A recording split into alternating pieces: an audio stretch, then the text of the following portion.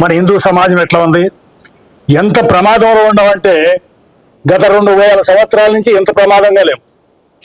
ఔరంగజేబు సామ్రాజ్యంలో కూడా ఎంత ప్రమాదంగా లేవు. మనం ఇంటింటికి మోడీ ఉండా కూడా ఈ భారతదేశాన్ని మొక్కలవ్వకుండా ఎవరో ఆపలేని పరిస్థితిలో ఉండం. అర్థమైందా? త్వరకాడు పంది కన్నట్టు 10 మందిని కట్టన్నాడు. మనం 1 or none, ఒకటి 1 or none. 25% మ్యారేజెస్ ఫెయిల్ అయిపోతున్నాయి. 40 ఏళ్ళ దాకా పెళ్లి చేసుకోవట్లా. కన్నాడు కూడా 1 or none. అది కూడా ఇక్కడ అంతా అమెరికా, చదువులు, కారు, మేడ, నగలు, చీరలు, ఇది తప్పితే ఇంకొక ఆలోచనే లేదు. ఎంత ప్రమాదంలో ఉన్నాం. ఇందాక వచ్చేసింది నీళ్ళు, ఇంకా లేదు. ఇవాడు వాడు తుపాకేసుకొస్తే స్టన్ గన్స్ తో రెడీ అయ్యి ఉండరు. లక్షల మంది మదర్సాల్లో ట్రైనింగ్ అవుతున్నారు. కానీ మనం నిమ్మక నీరెత్తినట్టున్నాం. చాలా ప్రమాదమైన పరిస్థితులు ఉన్నాం. గత 1200 సంవత్సరాలుగా మనం పోరాడాం. చరిత్రలోకి వెళ్తే 1200 సంవత్సరాలు పోరాడాం. కోట్ల మంది చనిపోయారు మనకు స్వాతంత్రం ఇప్పించడం కోసం. కానీ మనం మేడలు కట్టుకుంటున్నాం ఇప్పుడు. అట్లాగే మీకు ఇంకా బాగా అర్థం అవ్వాలంటే అయోధ్య రామ మందిరం కట్టు ఎప్పుడైతే కూల్చాడు? 1520లో ఒక మంగోలియన్ రాక్షసుడు వచ్చి 1526లో దేవాలయం కూల్చాడు.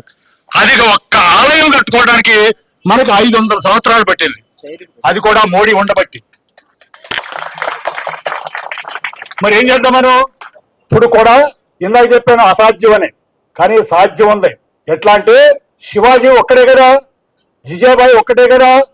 ఎంతమంది జిజాబాయిలు ఉండరు మేడా? ఏమ్మా చెప్పండి. జిజాబాయి తల్లి ఒకటి ఈ భారతదేశాన్ని కాపాడింది. కుమారుడిని మహావీరుడిగా తయారు చేసింది.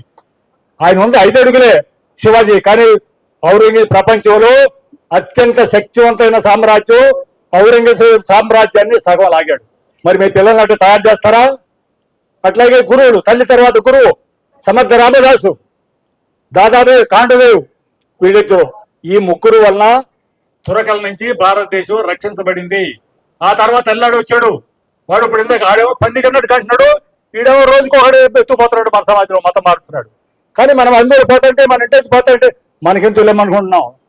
వీళ్ళందరినీ తిరుగురా ఏదన్నా రాబోయే 10 సంవత్సరాల్లో మిరాకిల్ జరిగితే తప్ప ఇది మనం సేవ్ చేయలేము. చెప్పాను కదా ఇందాక, మీ పిల్లలు ప్రతి ఒక్కడుగా శివాజీలాగా అవ్వాలి, మీరు జిజాబాయి అవ్వాలి, గురువులంతా సమర్థ రామదాస్ అవ్వాలి, దాదాజీ ఖాండదేవ్ అవ్వాలి. అట్లాగే సుభాష్ చంద్రబోస్ లాంటి వ్యక్తులు తయారవ్వాలి. ఈ ఇద్దరు దేశాన్ని కాపాడారు. తెల్లాడి దగ్గర నుంచి సుభాష్ చంద్రబోసు, ఆ త్వరకాడి నుంచి శివాజీ, వీళ్ళ అట్లాంటి వ్యక్తులు తయారైతే మళ్ళా ఈ దేశం వైభవపేతుంది, భారతమాత విశ్వగురు అవుతుంది. మనకి ఓడిపోలే మనలో మనకి స్వార్థ పరుల వల్ల మనం ఓడిపోయాం. అంతేగాని వీరుడు లేక కాదు. వీరాది వీరులు కంటే భారత మాత ఇప్పుడు కూడా ఉన్నారు వీరాది వీరులు. కానీ ఎక్కడంటే ఎవరో గురువు నాకెందుకు అంటున్నాడు. తల్లి టీవీ ముందు కూర్చుంటుంది, సీరియల్ చూస్తుంది. సో మీ పిల్లలను మీకు తయారు చేసి, అట్లాగే పిల్లలు ఇందాక ఎవరో చెప్పారు చేతి వృత్తులు. చేతి వృత్తికి మించిన వృత్తే లేదు. చేతి వృత్తులు పోగొట్టే ఈ దేశం సర్వనాశనం అయిపోయింది.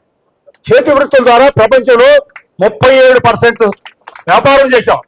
ప్రపంచంలో వ్యాపారం రూపాయి అమ్ముడుపోతే 37 పైసలు భారతదేశం నుంచి వెళ్ళింది. ఇది చేతి వృత్తుల వల్లనే. మరి ఆ చేతి వృత్తులన్నీ త్వరకడి చేతిలోకి వెళ్ళిపోతున్నాయి. కాపాడుకోండి. మంగళాడు కూడా త్వరకడే. అది ఎక్కడ మీ ఇంట్లో ఎవరు వస్తున్నారు పని చేయడానికి?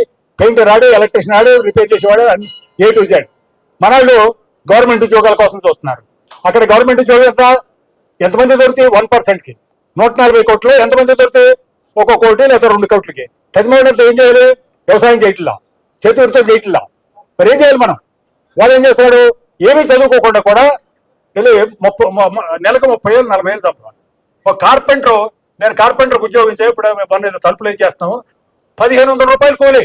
మరి మన పిల్లలు ఏం చేస్తున్నారు? వెళ్ళి 30,000, 20,000, 10,000 ఉద్యోగాలు చేస్తున్నారు. ఏది బీటెక్లు చదివి, ఎంటెక్లు చదివి చాలా మందికి అవి కూడా చేయడానికి రెడీగా లేరు. మరి ఇట్లా ఈ రకంగా. అట్లాగే నేను నా ఉదాహరణ మేము చెబుతా.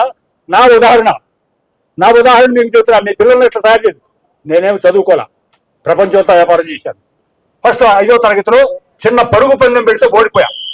ఆ ఫైరింగ్ కార్ల 80 ఏళ్ళు నిండి ఆ ఫైరింగ్ కార్ల ఇగో పిల్లల్ని 2 గంటలు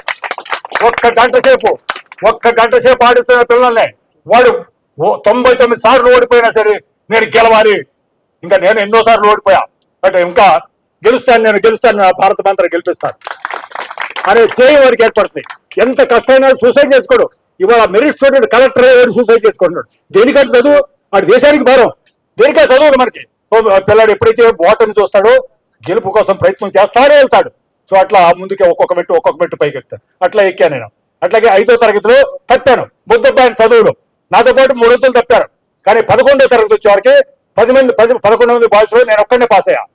2 ఆడపిల్లలు సూపర్ నేను తెలియగలే చదువు పట్టుదలతో పాస్ అయ్యా. చదువులు అవసరం వాడు రాజాలాగా నిలబడతాం. ఏ కలెక్టర్ కానీ మినిస్టర్ కానీ నా ముందు 5 నిమిషాలు మాట్లాడలేడు, నిలబడలేడు ఏ విషయంలోనూ కూడా. నేను ఎవరికి తక్కువగా ధైర్యం ఆ పిల్లాడికి ఎప్పుడైతే ఆటలాడిస్తున్నది వస్తుంది. కాబట్టి ఏం చూద్దానమ్మా, 1 గంట సేపు ఆటలాడిస్తుంది, ఇంటి పనులు చేస్తండి, అన్ని పనులు చేస్తండి. ఈ దేశాన్ని భారత మాత్రం వల్ల విశ్వగురు అన్ని పిల్లలు. ధన్యవాదాలు.